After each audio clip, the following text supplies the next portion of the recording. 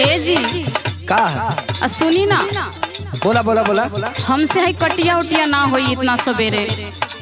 करे अब ना 8 ना बजल तबले तुके घरे जाए के टाइम हो गल। कैसे धान कटाई? जड़वाया पलवा में इतना खटाई बात सुना हो बलम भाग जाएंगे।